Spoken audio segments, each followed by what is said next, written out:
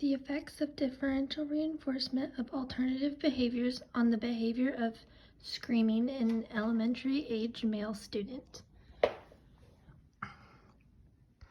This is a case study with the changing criterion design. This design was chosen to give a clear representation of how the behavior of screaming is affected by the intervention of differential reinforcement of alternative behavior.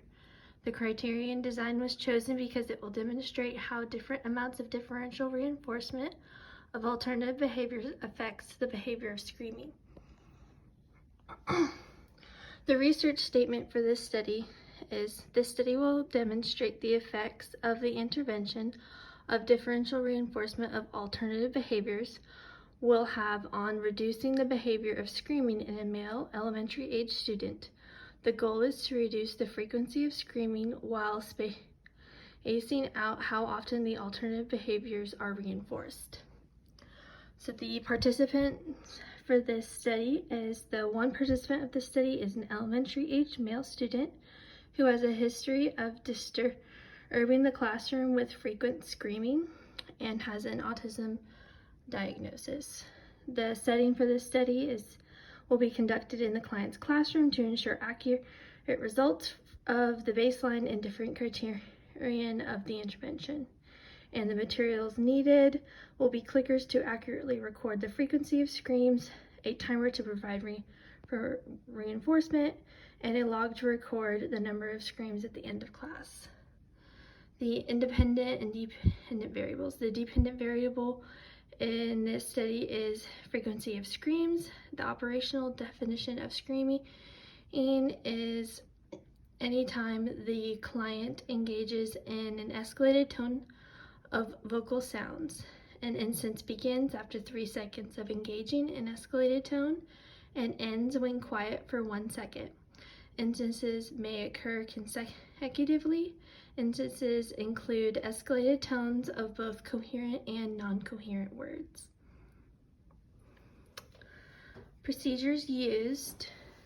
So the procedure we're using is differential reinforcement of alternative behaviors, or DRA, and has been broken down into 3 different tiers. So tier 1, the client will be verbally praised on alternative behaviors every 1 minute they do not engage in screaming behaviors.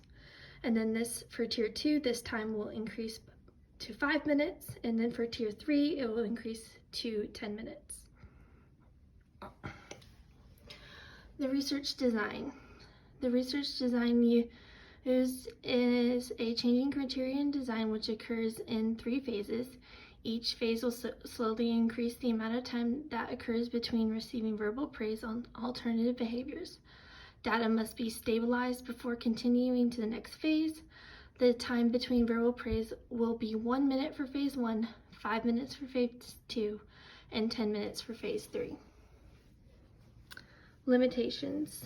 The main limitation of this research study is the limitations of utilizing other interventions. This research design only demonstrates the effectiveness of one intervention on the behavior of screaming. While this is important to know how the intervention affects reducing the behavior, there are other potential interventions that may be more effective. Internal validity is shown through the length of the procedures being run. The longer the interventions are run, the more valid the data. Internal validity is also shown through the repetition of the 3 phases. The more times the 3 phases are run, the higher the internal validity of the experiment. External validity is demonstrated through running the same research design on different individuals that falls within the same demographic as the current participant. And then my example data graph is right here. This is the baseline data, which goes into tier 1, tier 2, and tier 3. All of the data had to have reached stability before continuing on to the next phase.